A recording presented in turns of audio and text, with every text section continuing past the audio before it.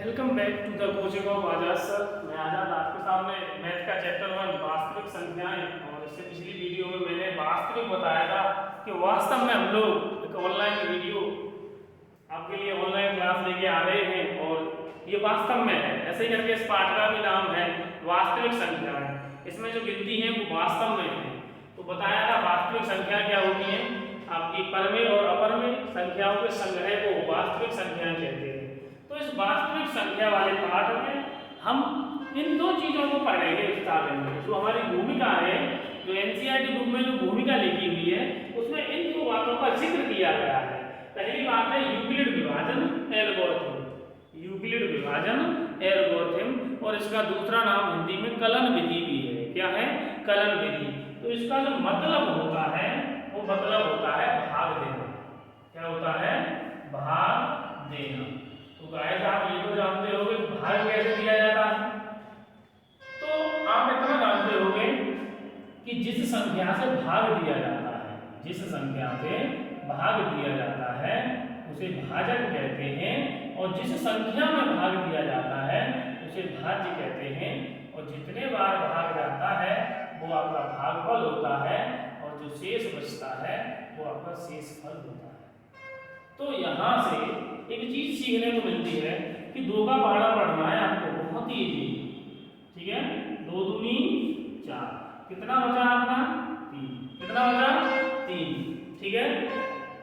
कुछ बच्चे डाउट में पहुंच गए होंगे कि सर ने क्या लिख दिया। बहुत सही लिखा है। ये क्या है? 7। ये 7 किसके बराबर होगा? 2 का गुणा इससे करेंगे 2 से प्लस 3, 2 दूनी 4, 4 और 3 7। आप ये सीख के आए थे कि भाज्य बराबर भाजक गुणा भागफल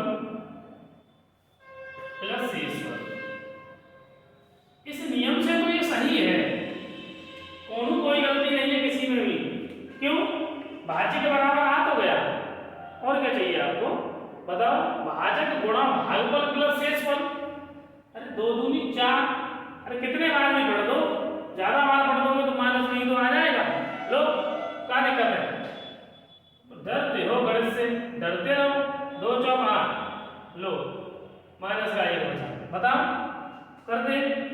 2 गुणा 4 प्लस माइनस का 1, 4 दूनी 8 प्लस माइनस माइनस। देखना सा, अरे ये भी तो सही है। 30 बार में पढ़ दो। नहीं भैया, ऐसा पहाड़ा पढ़ना कि 7 से ज्यादा नहीं हो जाए और कम ही रहे। वाह भाई वाह, बहुत धन्यवाद, बहुत बढ़िया। रसगुल्लो, ये भी सही है और ये भी सही है। बट सही कब तक है? जब तक ये यूक्लिड साहब कुछ नहीं कह देते तब तक। अभी कुछ कहेंगे। क्या कहेंगे? कि यूक्लिड विभाजन एल्गोरिथम या कलन विधि। अपनी इस विभाजन एल्गोरिथम को दूसरा नाम क्या दिया है? कलन विधि। ठीक है? अब पूछ लेना 10th में किसी से भी कलन विधि क्या होता है, तो ऊपर नीचे भले देखिए। एनसीईआरटी में सारा कुछ दिया है। एनसीईआरटी की एक एक लाइन पढ़ा रहा है, चाहे वो हिंदी में लिखी हो, चाहे किसी भाषा में लिखी हो, चाहे आपने गणितीय भाषा में लिखी हो, एक एक लाइन आपको भी पढ़नी है। तो इसका मतलब भाग देना होता है। क्या होता है? भाग देना। आपको वैसा हो रहा होगा कि ये तो बहुत गलत सलत चल रहा है, बट मैं आपको सिखाना ये चाह रहा हूँ। ठीक है ना? तो यूक्लिड विभाजन एल्गोरिथम होता क्या है? तो यूक्लिड विभाजन एल्गोरिथम क्या होता है? भाग विधि होता है, भाग देना होता है। क्या होता है? भाग देना। तो इसमें क्या होता है? यूक्लिड विभाजन एल्गोरिथम के अकॉर्डिंग ये होता है कि मान लीजिए ए में बी से भाग दिया, क्यू आ गया, आर बचा। तो ए बराबर क्या होगा? B Q plus R. अरे ये तो होता ही है, भाज्य बराबर भाजक गुणा भागफल प्लस शेषफल। बट लेकिन बी का जो आपका बी का मान है, ठीक है ना, इसमें एक कंडीशन बन गई कि जो बी का मान है, बी जो आपका ये जो बी से भाग दे रहे हो इसका मान, यहाँ पे आर का मान बी से कैसा आएगा? छोटा। जैसे आर का मान या तो 0 के बराबर हो सकता है, ये बराबर, ठीक है, या 0 से बड़ा लेकिन छोटा होगा बी से। इसको पढ़ना सीखो। ये है यूक्लिड विभाजन एल्गोरिथम। जो आपका शेषफल होगा आर, रिमाइंडर, ये जिस संख्या से भाग दे रहे हैं बी से, उससे हमेशा छोटा आएगा, या इस शेषफल का मान 0 आ सकता है या 0 से बड़ा आ सकता है, लेकिन जिससे भाग दे रहे हो उससे छोटा आएगा। ये आपकी यूक्लिड विभाजन एल्गोरिथम होती है। तो इस चीज को देखते हुए ये चीजें फिर गलत हो गई। क्यों? क्योंकि इसका मान चलो ये तो कहीं तक चलो ठीक हो जाएगा, ये तो देखो 3 आ गया, ये तो ज्यादा है, क्या है, ज्यादा है, तो ये चीजें क्या हो गई आपकी गलत हो गई। तो यूक्लिड विभाजन एल्गोरिथम समझे, यूक्लिड विभाजन एल्गोरिथम का मतलब क्या है, भाग देना। तो क्या हाई स्कूल में आप भाग देना सीखोगे? नहीं। तो इसमें हम सीखेंगे यूक्लिड विभाजन एल्गोरिथम के जरिए, किसके जरिए, यूक्लिड विभाजन एल्गोरिथम के जरिए हम अपने क्वेश्चंस को फाइंड आउट करेंगे। जो आपका क्वेश्चंस आपके पेपर में एग्जाम में आते हैं उनको सीखेंगे कि यूक्लिड विभाजन एल्गोरिथम से हम क्या करेंगे, एचसीएफ निकालेंगे। क्या निकालेंगे? एचसीएफ। देखिए क्या होगा ये एचसीएफ, हाईएस्ट कॉमन फैक्टर, कुछ लोग इसे मासा कहते हैं। क्या कहते हैं? मासा। अब मासा की फुल फॉर्म क्या होगी? अच्छा, एक लासा भी होता है एलसीएम, उसकी फुल फॉर्म क्या होगी? क्लियर? तो उसको भी सीखिए, मैं उसके लिए एक अलग से स्पेशल वीडियो आपको बनाऊंगा कि लासा और मासा की फुल फॉर्म क्या होती है। एक जैसी तो होगी नहीं, क्योंकि एलसीएम है और वो एचसीएफ है। तो हम इस यूक्लिड विभाजन का उपयोग किसमें करेंगे, ये क्या है, ये तो समझ में आ गया, किसमें करेंगे, एचसीएफ निकालेंगे। किसमें करेंगे? एचसीएफ निकालेंगे। क्लियर?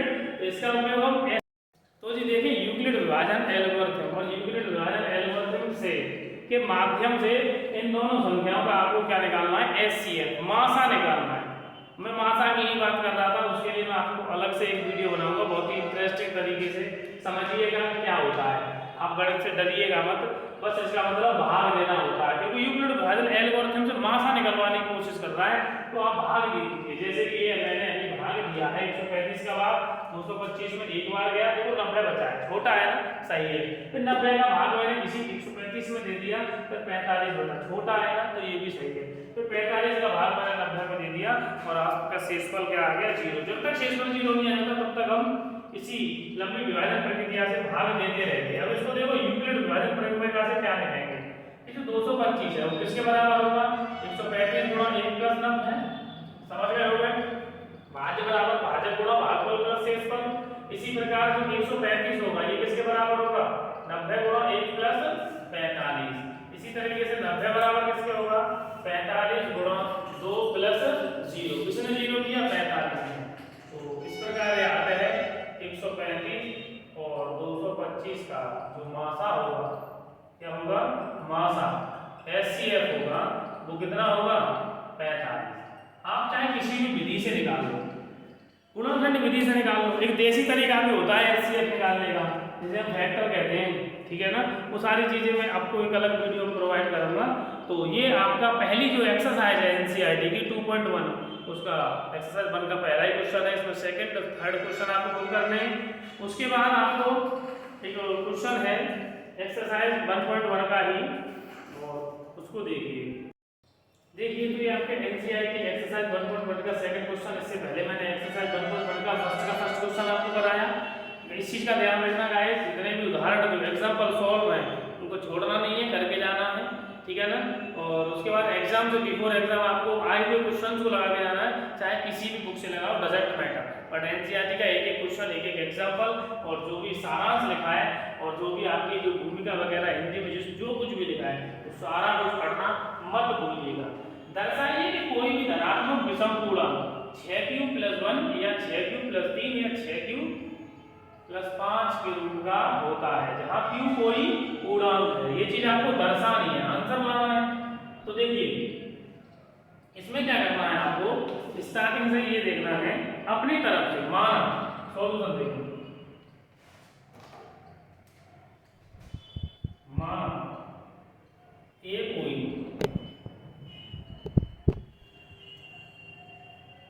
धनात्मक पूर्णांक, आपने क्या मान लिया, ए कोई धनात्मक पूर्णांक है। क्लियर? जब ये धनात्मक पूर्णांक है तब जो b बराबर हो जाएगा 6, b बराबर क्या हो जाएगा 6, क्योंकि bq + 1 था, तुलना करके निकाल लिया यहाँ से हमने।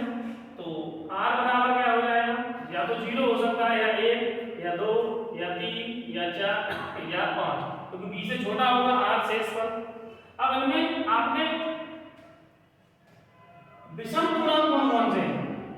एक तो एक है विषम और एक ये है और एक ये। देखिए यूक्लिड विभाजन प्रमेय का, यूक्लिड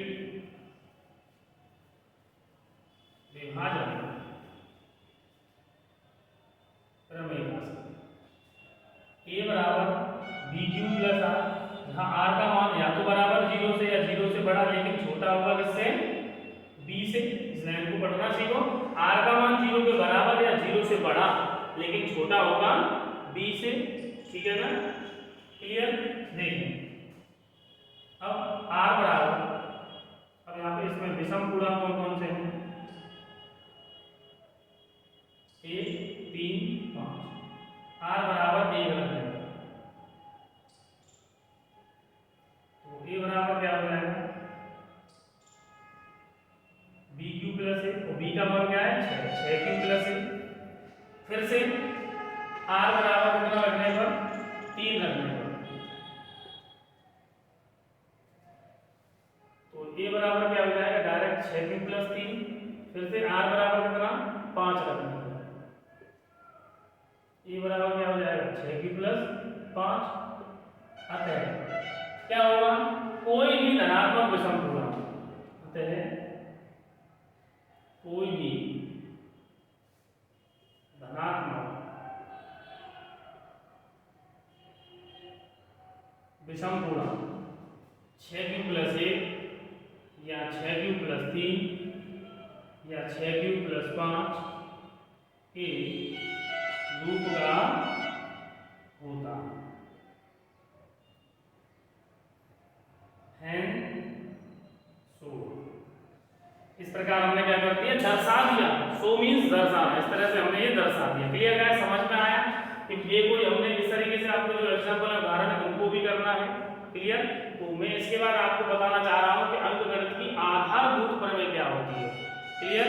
इसके बाद एक और वीडियो में ये चैप्टर आपका खत्म हो जाएगा। तो ये वीडियो इस चैप्टर के लिए लेंगे, एक तो पहले बेसिक के लिए दी थी, ठीक है ना? देखिए इस प्रकार से अंकगणित की जो आधारभूत प्रमेय है, करना नहीं है इसमें, आधारभूत आ गया है तो इसका मतलब सीधा साधा होता है गुणनखंड करना। क्या करना होता है? गुणनखंड। जैसे कि यूक्लिड विभाजन एल्गोरिथम का मतलब भाग करना। भाग से आपने क्या निकाला? इसका मतलब क्या था? भाग, और भाग से आपने क्या निकाला था? मासा। क्या निकाला था? मासा, HCF। क्लियर ना? जब भी कहीं ज्यादा की पूछे तो मासा ही निकालते हैं।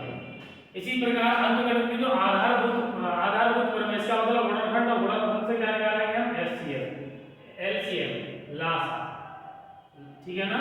Lowest common multiple, lowest common multiple, ये चीज निकालेंगे। तो गुणनखंड, जैसा कि एक्सरसाइज इसमें पूछा गया है आपका, एक्सरसाइज 1.2 में जो पहला क्वेश्चन है उसने सीधा कहा है कि इसके अभाज्य गुणनखंड करिए। कैसे गुणनखंड? अभाज्य गुणनखंड 140 के फर्स्ट का फर्स्ट। तो ये अभाज्य संख्या से काटना है। जो अभाज्य संख्या आपकी 1 से लेकर 100 तक मात्र 25 और 25 ही होती है। गिनती करोगे तो 1 से लेकर 100 तक मात्र 25 गिनती ऐसी हैं जो किसी से कटेंगी नहीं, या फिर उनके खुद के 2 ही गुणनखंड हैं। जब 2 ही गुणनखंड है, एक पहला स्वयं और दूसरा एक, तो ऐसी संख्याओं को हम अभाज्य संख्याएं कहते हैं। तो यहाँ से देखिए 2 से इसको करेंगे 70 बार, ठीक है, ये 35 बार। अब आपका 5 से कटेगा 7 बार और 7 से, ये सभी 2 2 और 5 और 7 कैसी संख्या है? ये अभाज्य संख्या है। कैसी संख्या है? अभाज्य संख्या, ठीक है ना? तो उसके बाद यहाँ से एक ट्रेंड निकल के आता है कि अगर 2 संख्याओं का आपने लासा निकाला या 2 संख्याओं, उन्हीं 2 संख्याओं का मासा निकाला, तो एक रिलेशन निकल के आ जाता है कि पहली संख्या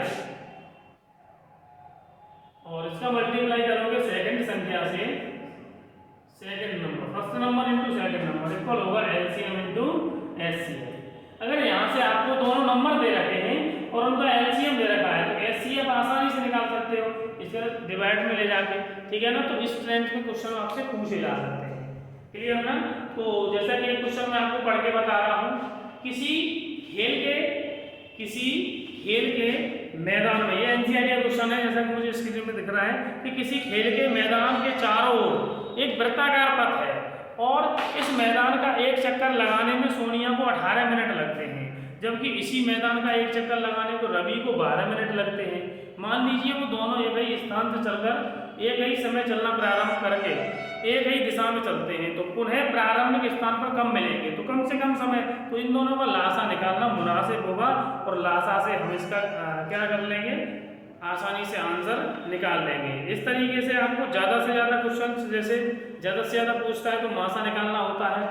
एक क्वेश्चन आपका एक्सरसाइज 1.1 से किसी परेड में 616 सदस्यों वाली एक सेना आर्मी की टुकड़ी को 32 सदस्यों वाली एक आर्मी के बैंड के पीछे मार्च कराना है, तो दोनों समूह को समान संख्या वाले स्तंभों में मार्च करना है। उन स्तंभों की अधिकतम संख्या क्या होगी, तो यहाँ अधिकतम पूछा है तो क्या निकालना है, मासा। और मासा किस विधि से, आपको यूक्लिड एल्गोरिथम से, और लासा किस विधि से, अंकगणित की आधारभूत प्रमेय से। किससे, अंकगणित की आधारभूत प्रमेय से। आपके एनसीईआरटी पेज नंबर 9 पर कुछ ऐसी गिनतियां दी हैं जैसे कि 1772, तो इसके गुणनखंड करोगे ये कितने से कटेगी, तो गाइस मैं आपको बता दूं कि ये 7 से कटेगी, पहले कितने से कटेगी, 7 से, देन 11 से कटेगी, उसके बाद 23 से कटेगी। तो कुछ ऐसी संख्या है जिनको आपको याद रखना है, जो कि आपके एनसीईआरटी बुक पेज नंबर 9 पर दे रखी है, उनको आप आसानी से पढ़िएगा। तो एक्सरसाइज 1.1 और 1.2 आपको करनी है।